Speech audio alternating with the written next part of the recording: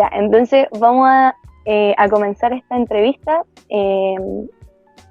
bueno, pidiéndole disculpas a nuestra entrevistada por los ¿cómo se llama? Los inconvenientes que nos sucedió. Y eso, pues. Vamos a entrevistar saludar primero a la comunidad de José Miguel Carrera. En este día tenemos el agrado de presentar a la abogada Bárbara Sepúlveda, feminista y directora ejecutiva de ABOFEM. ¿Cómo estás?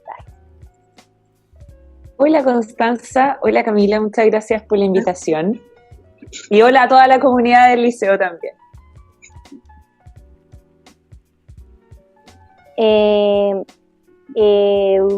¿Y cómo te encuentras? ¿Cómo estás? Cuéntenos. Estoy muy bien, estoy muy emocionada y entusiasmada por el plebiscito del fin de semana que se viene. Así que nada, con mucha fuerza y ánimo. Vamos a estar ese día también quizás de apoderadas, así que participando en esa fiesta cívica. Buena. Además decir que va a votar a prueba, ¿no? Voy a votar a prueba, sí, voy a votar a prueba. Convención Constitucional. También voy a votar Convención Constitucional. Ya, vamos a empezar con la primera pregunta, una muy simple. ¿Cómo ha vivido el proceso de la cuarentena? Siendo abogada. Siendo abogada, mira, yo trabajo en la Municipalidad de Recoleta. Y hemos hecho un sistema de turnos y hemos estado trabajando entre teletrabajo y asistencia. Entonces, así nos hemos dividido. Creo que ha sido bien desafiante el proceso. Y desde ABOFEM también hemos estado trabajando mucho online en nuestras horas fuera del horario laboral, donde somos todas voluntarias y hemos estado asesorando muchísimas mujeres que han estado sufriendo violencia ahora más frecuentemente que antes, a propósito de la pandemia, que es un fenómeno que se ha dado en Chile y a nivel mundial. Así que también hemos estado apoyándolas, asesorándolas de forma online, por supuesto, a través de Zoom, o por teléfono, o por correo electrónico también si es suficiente. Ya, para entrarnos un poquito en lo que usted hace, ¿qué es la ABOFEM? ABOFEM es la Asociación de Abogadas Feministas de Chile, que surge en el mayo 2018, que es el Mayo Feminista Chileno. En ese momento, con un grupo, muy poquitas abogadas, conversamos respecto de la posibilidad de crear una asociación a nivel nacional, porque yo no sé si ustedes recuerdan, pero en ese momento todas las facultades de Derecho en Chile estaban estaban en tomas feministas. Y lo que pasó es que las egresadas y las abogadas de esas facultades nos juntábamos en cada una de su universidad y era un poco como... Era complejo porque la movilización feminista fue a nivel nacional y no había forma como de conectarnos, comunicarnos. No hay una plataforma que pueda reunir a las abogadas o a las egresadas, a las licenciadas de Derecho. El Colegio de Abogados estaba totalmente desconectado de este proceso. A mí me llegaban correos, por ejemplo, del Colegio de Abogados que decían: la invitamos este martes a una charla sobre el sistema crediticio en Nueva Zelanda. Yo decía, ¿qué es esto? O sea, la desconexión absoluta con lo que está pasando en Chile y además en las facultades de Derecho. O sea, uno esperaría que el Colegio de Abogados tuviera una opinión sobre lo que estaba pasando. ¿Por qué estaban estas facultades tomadas? ¿Qué significaba una toma feminista? ¿Dónde estaba fallando la legislación? Pero no había nada. Entonces, nosotras nos organizamos y creamos una asociación de abogadas feministas y la hicimos a nivel nacional y se unieron de todas las universidades, abogadas de todas las regiones y eso fue creciendo hasta el día de hoy, que son casi 500 a nivel nacional. Buena. Una buena iniciativa.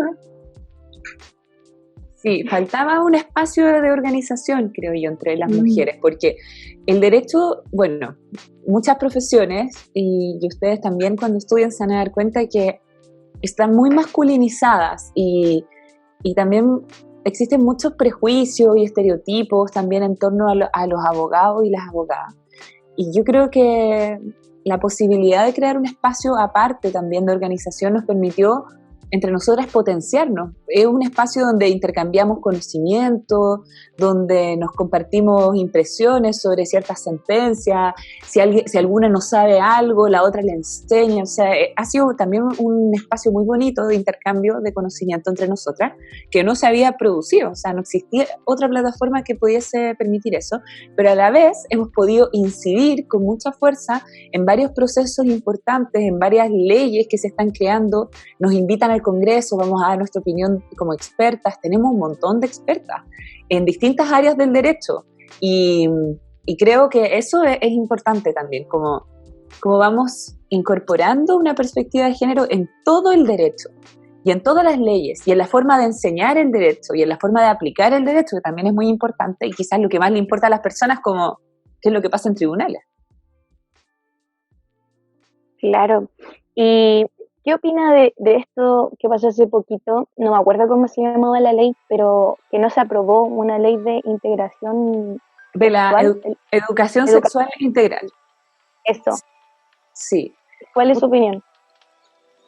Me parece que es una lástima que no se haya aprobado esa ley. Creo que habla muy mal de la gente que gobierna, porque primero hay mucha ignorancia. Creo que se estableció una campaña del terror en contra de esa ley, diciendo cosas terribles, como que la ley promovía la sexualidad en niños, que eran perversiones, que, bueno, no sé, una campaña del terror terrible, pero que además nos dimos cuenta de una campaña del terror que se ha hecho en toda Latinoamérica cada vez que se ha avanzado en este tipo de legislaciones. Y entonces que era como las mismas cosas, como traían los mismos memes, o sea, era la misma campaña, pero ahora en Chile. Y la verdad que es bien triste, porque si nosotros nos damos cuenta, falta mucha educación sexual en todos los niveles. Y cuando vemos, por ejemplo, las cifras en Chile del abuso sexual infantil, lamentablemente el 70% de esos abusos sexuales, que son muchísimos, se producen dentro de las casas. O sea, por los familiares, o las personas que viven en las casas que no son familiares. Y eso también es bastante fuerte, porque después uno piensa si eso se pudo prevenir, si de alguna forma le enseñamos a los niños a cuidar su cuerpo, a identificar qué cosas son prohibidas, por ejemplo, como que nadie me puede tocar, mis partes que son privadas, y entender también cómo funciona la sexualidad humana y sus propios cuerpos. Yo creo que les daría más herramientas a los niños también para poder defenderse y poder decir qué es lo que les está pasando. Yo, por ejemplo, hemos orientado en AOFEM, hemos recibido un sinnúmero de mujeres que dicen: yo hace muy poco me di cuenta, no sé, tengo 20 y tantos años, y me di cuenta que toda mi vida o mi infancia, mi tío me abusaba, mi papá me abusaba, mi abuelo me abusaba, o el vecino me abusaba, y yo no lo supe identificar, y ahora que estoy en terapia, no sé, psicológica, me doy cuenta. ¿Y cómo puede pasar eso? O sea, ¿qué es lo que le estamos enseñando a los niños? Como no le estamos enseñando nada en el fondo. No pueden identificar las propias violencias que sufren, y por eso lo encuentro bastante triste. Y también mucha discriminación. Imagínate cuánto bullying se podría evitar en el colegio si les enseñamos a los niños que la diversidad sexual es una cuestión normal y que no es un motivo de burla, y que si te gustan los niños, te gustan las niñas, es una cuestión personal, y eso hay que respetarlo y valorarlo, porque seguimos siendo seres humanos. Y imagínate cuántos suicidios de niños y adolescentes se podrían evitar. Y hay muchas cifras que son muy altas y son muy tristes, y a mí me preocupa mucho que en Chile se siga pensando así, de forma tan moralista, que incluso afecta la educación de las personas. Y al final hay pura ignorancia, y esa ignorancia puede aparejar mucha violencia, y en algunos casos también la violencia incluso contra ellos mismos. Hay personas que terminan tomando la decisión de poner fin a sus vidas por todo el bullying que han sufrido, la tortura psicológica que han sufrido en los mismos colegios o la misma universidad. Entonces me parece preocupante que ese tipo de leyes no se aprueben. y que los discursos en contra de esas leyes sean puras leceras que inventaron además, porque nada de eso es cierto.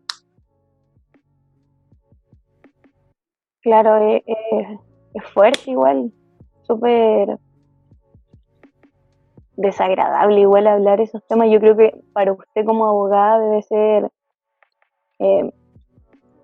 fuerte igual tener que defender a una niña que está abusada, que está violada y que aparte la ley está a favor del cabro. O sea, debe ser completamente una estrategia, o sea, le queda más difícil la pega ya por el hecho de que la justicia o el Estado o los jueces o las juezas estén o sea, sigan esos patrones de leyes, porque los jueces, los abogados tienden a ser muy machistas, muy no sé cómo se dice la muy palabra, patriarcales. Eso. Entonces, para usted como mujer debe ser más complicado todavía. Y defender a otra mujer. Sí, es complejo porque hay muchas, como tú dices, o sea, por un lado, las leyes entregan pocas herramientas para hacer una buena defensa, creo yo, en varios casos, en varias cosas, pero también hay que pensar que algunas cosas no solo dependen de la ley, como del texto de la ley. Hay discriminaciones que se producen porque también hay una cultura judicial que se reproduce y que también es prejuiciosa, también es estereotipada, también tiene sesgos. Y, por ejemplo, tú puedes ver en el texto del Código Penal la definición de una violación. En ninguna parte de la definición de la violación aparece el consentimiento, por ejemplo, que es algo muy importante, ¿cierto? O sea, si yo digo que no, es no, y no quiero tener relaciones sexuales, y si alguien me fuerza y me obliga a tener relaciones sexuales, yo diría, oye, eso es una violación. Pero el consentimiento no es parte en el Código Penal de la violación. Tienen que haber otros requisitos para que se configure la violación como delito. Entonces, ahí, por ejemplo, uno puede decir, bueno, hay una deficiencia, ¿cierto? ¿Por qué el Código Penal no contempla el consentimiento de las personas, en este caso las mujeres, para tener relaciones sexuales? Y en el caso que no haya consentimiento, uno podría decir, bueno, hay violación. Bueno, eso es algo que, por ejemplo, hoy día está en tramitación. Pero hay otra cosa, hay otra esfera de discriminaciones que se producen en la cultura judicial. Es decir, toda la cultura que está en torno a los juicios. Por ejemplo, cuando, no sé, mira, si la mujer violada, supongamos que es una joven de 18 años que fue violada, y esa joven además es grande, es corpulenta, es karateca, cinturón negro. Imagínate que fue violada y después en tribunales ella, en vez de ponerse a llorar, está enojada. Está enojada por lo que le pasó y es su manera de expresarlo. Esos son los sentimientos que ella tiene en ese momento. Normalmente se piensa que las mujeres cuando son violadas es porque son débiles y porque algo es como ellas no se pueden defender, y están todos esos estereotipos sobre la violación y sobre las mujeres como víctimas, y que las mujeres después de esto tienen que llorar desconsoladamente y mostrarse siempre muy afectadas. Entonces, una mujer que está pasando por un proceso emocional diferente, que está enojada, y además, mira, pero ella es grande, pero ella es corpulenta, pero ella es karateca, entonces ella se podía defender y, ojo, no se defendió. Entonces quizá sí quería tener relaciones sexuales y no la violaron.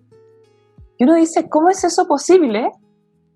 Si sabemos y está archiestudiado que la reacción de las mujeres ante la violación, la reacción más común es quedarse paralizada.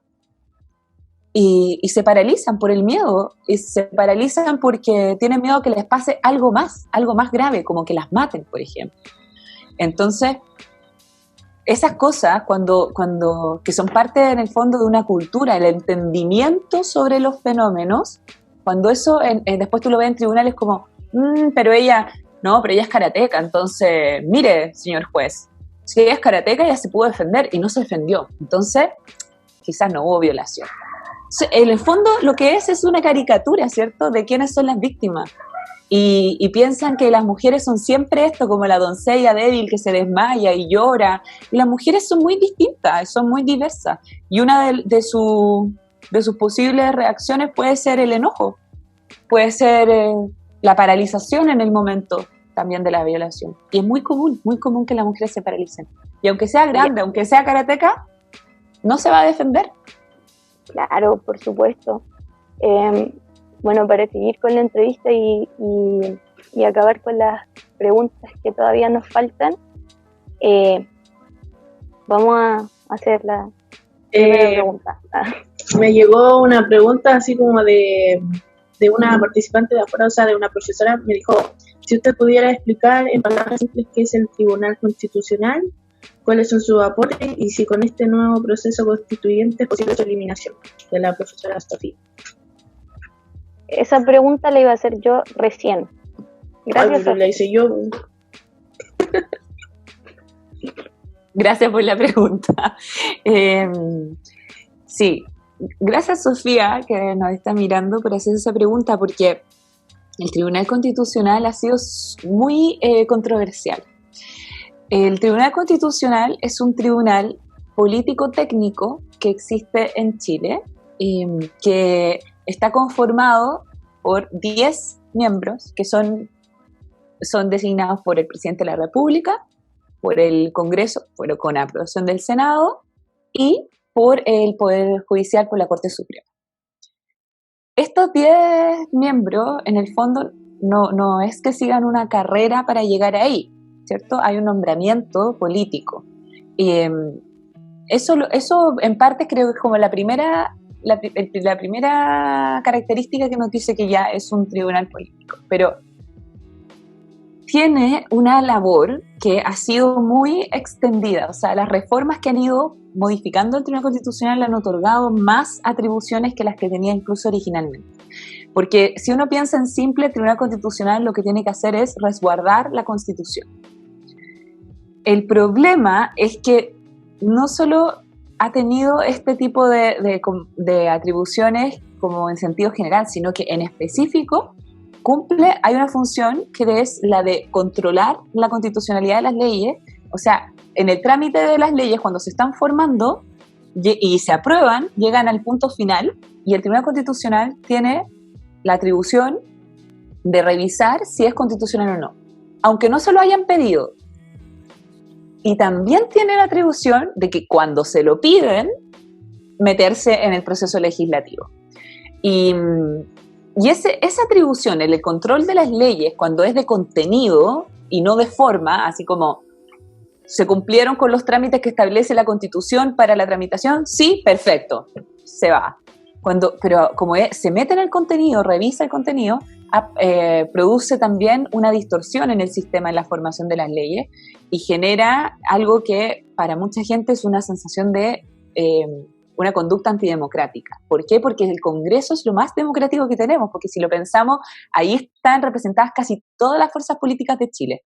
Entonces, si ya pasó por eso, que cuesta, ¿cierto? Cuesta sacar las leyes. Si ya pasó por todo ese proceso, que después venga un tribunal, que nadie le pidió además que controlara una ley, y llega y la controla, se vuelve complejo. No van a ser todas las leyes, por supuesto, porque la Constitución dicen que son ciertas leyes las que se controlan, pero si se lo piden los diputados, se lo piden los senadores, puede controlar ese contenido. Si se puede o no cambiar el Tribunal Constitucional, de todas maneras, el Tribunal Constitucional es parte de la institucionalidad y crear una nueva Constitución abre la puerta a la revisión de toda la institucionalidad. Uno de los grandes debates es qué es lo que hacemos con el TC.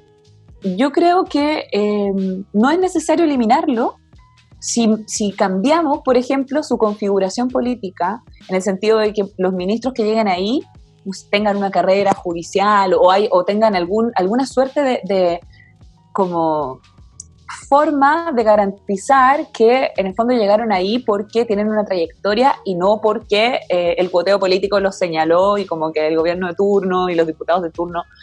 Yo creo que ahí hay parte importante del problema. Pero también podría ser que los podamos escoger. Los ministros del Tribunal Constitucional también podrían ser escogidos democráticamente. Ya, vamos con la siguiente pregunta. en un contexto de que aún falta para equilibrar esta brecha cultural, ¿qué es lo que esperas tú para los próximos 10 años? Para equilibrar la brecha cultural.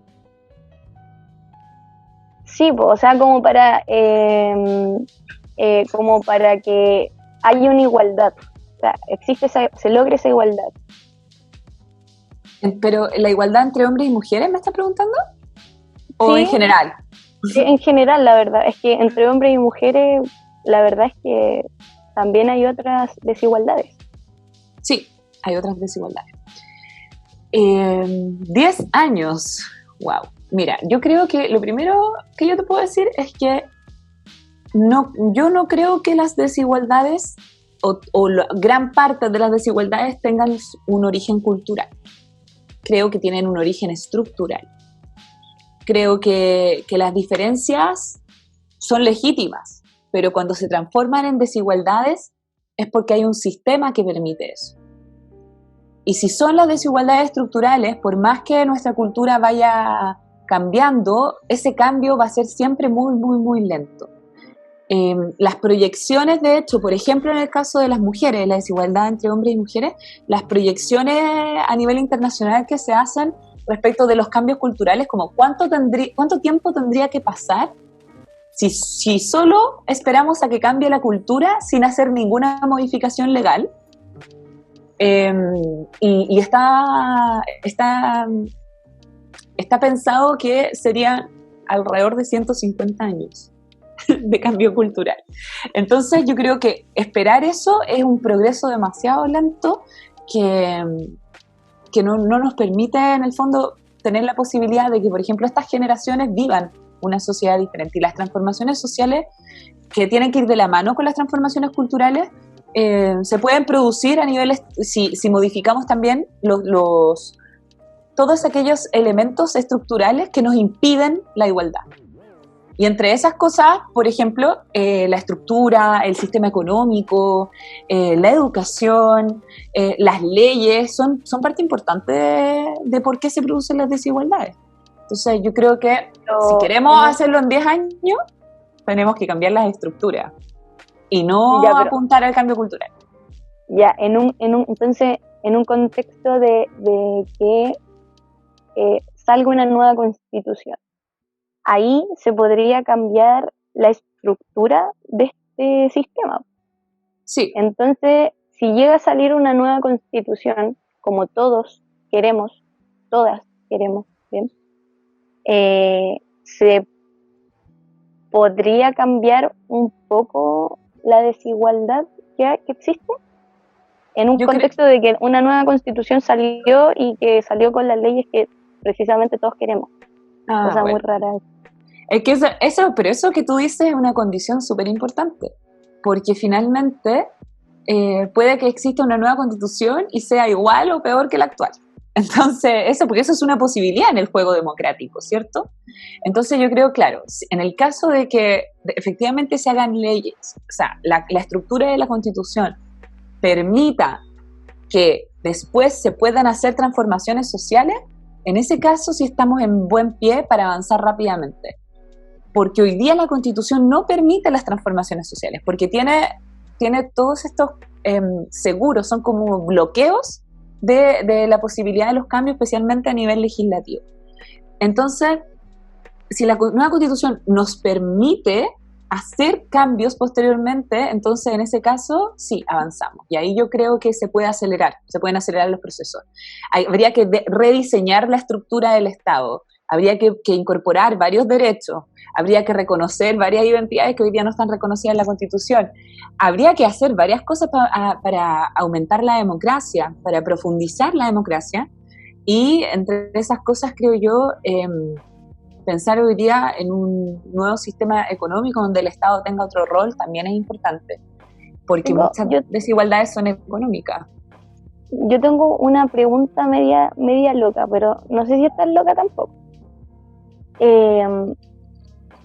¿Qué es probable en el contexto de lo que estamos viviendo y lo que estamos pasando que haya una dictadura? Lo digo porque cuando empezó la primera dictadura había o sea, la gente estaba revolucionada y ahora la gente está revolucionada claramente, y había un presidente comunista, no sé si era comunista, pero Era socialista. ya era socialista, y ahora se está pensando en tirar al Daniel Jadue de presidente. Entonces eso, quería saber si cabe la posibilidad de que posiblemente se transforme esto en alguna dictadura o se pueda llevar para allá esto que está pasando ahora. Mira, yo entiendo tu pregunta. Creo que es una sospecha válida, muy válida. Yo creo que eso lo hecho que generaciones como la de ustedes piense que una dictadura es posible, habla muy mal de nuestro país. Y me gustaría decirte que absolutamente no, esto es totalmente imposible, pero lo que yo espero es que no, es que nunca más vuelva a pasar esto en Chile. Yo creo que mucha gente lo espera también. Quizás la mayoría de la gente, por algo también es entre simbólico y importante también dejar atrás la constitución de Pinochet, porque es una constitución hecha en dictadura. Y yo creo que difícilmente alguien pueda pensar que tener una dictadura es algo bueno. Yo creo que si avanzamos en democracia y respetamos los derechos humanos de todas las personas, no importa si piensan distinto a mí, creo que podemos transformar a Chile en un país donde la dictadura sea imposible. Pero hay que hacer esos cambios. Todavía creo que tenemos ese recuerdo muy vivo, y también nuestros papás, por ejemplo, o nuestros abuelos vivieron cosas que nosotras nunca vivimos. Sin embargo, hoy día vemos, por ejemplo, que de repente no se toman en consideración las violaciones de derechos humanos de las policías, lo que pasó en el estallido social. Y si no le damos el peso a eso, claro, se produce esta sensación, es que yo entiendo toda esa sensación, porque se produce a propósito de que parece que son los mismos que hicieron esas atrocidades antes, las están haciendo ahora, y estamos en democracia, entonces es todo muy complejo de procesar. Pero yo no quiero vivir con ese miedo y no estoy dispuesta a permitir que nuestro país vuelva a caer en manos de una dictadura. Creo que sería una tragedia de proporciones gigantescas. Y yo creo que le invitaría a esta generación a pensar que eso no es una posibilidad, de que no podemos volver a tener una dictadura. Eso sería, o sea, qué mal hablaría nuestro país que eso sucediera. Y yo creo que por eso es súper importante también tener un enfoque de derechos humanos, porque creo que es la única herramienta que nos sirve para entender que a pesar de que podamos tener diferencias políticas, no podemos matarnos los unos a los otros por eso. Sí, igual como que la generación más adulta es la que tiene como ese miedo de que, por ejemplo, los mismos padres que de los hijos que salen a marchar tienen como ese miedo de que pase lo de la dictadura o les pase algo, o con los toques de queda y eso. Igual, volviendo al tema de igualdad entre mujeres y hombres, ¿cuáles son sus principales desafíos en materia de igualdad entre hombres y mujeres en nuestra sociedad? Yo creo que tenemos que avanzar a un sistema democrático inclusivo, participativo, que eso darle espacio a las mujeres en la política, en la representación que nos corresponde.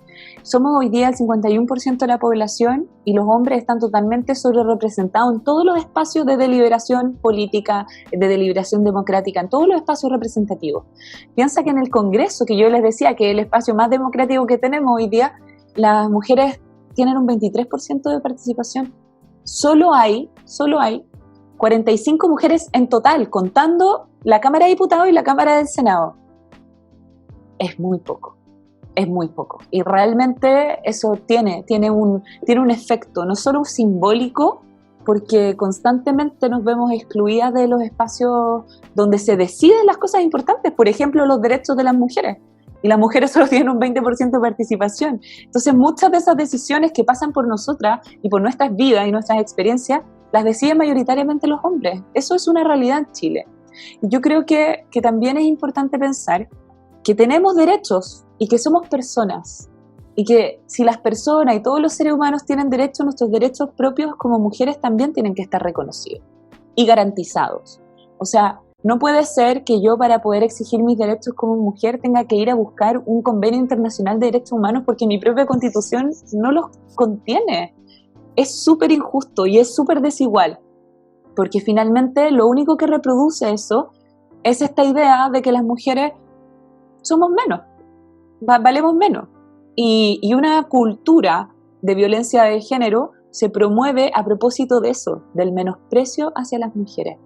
Y piensa cómo también en la educación, esto que yo les decía, como la educación sexual integral, para tratar de resolver las diferencias que se producen desde muy chiquititos, porque a los hombres les enseñan a hacer una cosa, a las mujeres otra.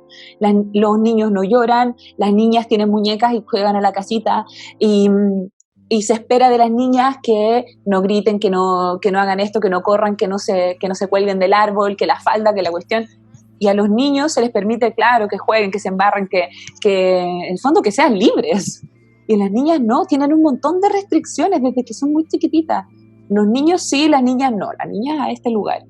Y eso se reproduce hasta que somos adultas. Se espera de nosotras que nos queramos llenar de guaguas y que renunciemos a todas nuestras carreras profesionales, a los estudios, a la participación política para quedarnos en la casa cuidando o para hacer el aseo, o para, en el fondo, y después cuando incluso hay mujeres que lo hacen y se quedan en sus casas y hacen todas esas labores, la sociedad le dice, pero eso no es trabajo.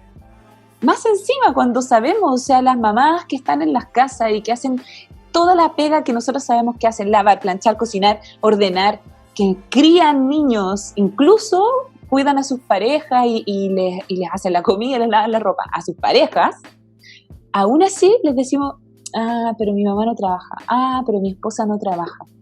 O sea, es tremendamente injusto y al final todas las cosas que hacen las mujeres parecen que valen menos. Yo quiero vivir en una sociedad donde todas las cosas que hacemos todos tiene valor igual. Y por si hay diferencia, esas diferencias no se transforman en desigualdad. Los hombres y las mujeres podemos vivir una sociedad igualitaria, pero hay que partir por valorar a las mujeres. Y en esta sociedad se les menosprecia, se dice que son menos aptas, que son menos inteligentes, que no sé, están gobernadas por sus hormonas y que lloran y que la emocionalidad, además como si ser emocional fuera algo inferior. Y finalmente se reproduce a nivel cultural, pero también a nivel social y a nivel estructural todas las desigualdades. Y cuando se normaliza la violencia, está bien que los hombres, no sé, le agarren el traste a las mujeres en el metro o en la micro, es que eso es normal, es que siempre pasa. ¿Cómo puede ser que eso sea normal? ¿Cómo puede ser que no nos sorprenda y que no digamos como, uy, eso está súper mal? O que le griten cosas a las niñas en la calle, las persigan, o que las violen. O sea, hemos normalizado en el fondo esta idea de que las mujeres valen menos. Y se nota, porque si valiéramos lo mismo, la violencia de género sería mucho, mucho más sancionada. No sería permitida y no sería naturalizada y la gente no andaría justificando que a las mujeres les pasen cosas. No andaría diciendo, pero es que fue una fiesta, o se puso ese short, o se puso esa falda. ¿Cómo se relaciona eso con la violencia sexual? ¿Por qué? Yo creo que ahí hay un relato, una construcción respecto de que las mujeres valen menos. Y se refleja en todos lados, hasta la institucionalidad, eso que decíamos, como 20% de representación de mujeres en el Congreso. O sea, ¿cómo vamos a avanzar las leyes que necesitamos? Claramente que los desafíos yo creo que pasan por el ámbito cultural, educativo, por el ámbito estructural, por el diseño de las instituciones, por la participación ciudadana, por el reconocimiento de nuestros derechos, para ser válidas como seres humanos, como personas, reconocidas como personas en igualdad de condiciones que los hombres. Yo creo que eso es un gran desafío para Chile, porque eso no lo hemos logrado. No todavía, por lo menos. Ahora, para ir igual despidiéndonos, y eso igual fue como una entrevista muy como positiva, igual para como tanto para nosotras y como para usted, porque recibimos como una respuesta muy como elaborada de su parte igual. Y gracias igual por contar con su agrado y su participación en esta como reunión. Gracias, Camila. Nuestra primera vez entrevistando nomás. Sí. Estamos muy nerviosas todavía. Gracias, Constanza. Gracias, Camila, también. Gracias por invitarme, por permitirme entrar a su liceo y poder conversar con ustedes de todos estos temas.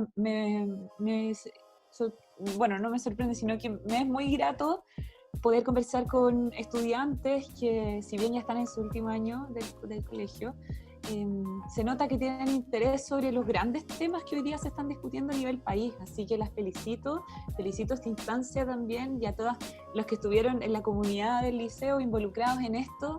Creo que es muy importante que podamos conversar, que aunque tengamos diferencias de opinión, que podamos debatir, dialogar, porque creo que es un momento importante en la historia también de Chile y me parece que la participación de la juventud es clave, es fundamental, porque finalmente es el país que ustedes van a vivir y en el cual ustedes van a trabajar, así que me parece que si ustedes tienen opiniones sobre cómo debe ser ese país, tienen que manifestarlas, tienen que participar, hacerse oír, así que, bueno, nada, muchísimas gracias. Gracias por invitarme. No, gracias a usted. Por compartir conmigo. Eso, ya. Despedirnos de la comunidad también educativa. Sí. De los profes, alumnos que estén mirando.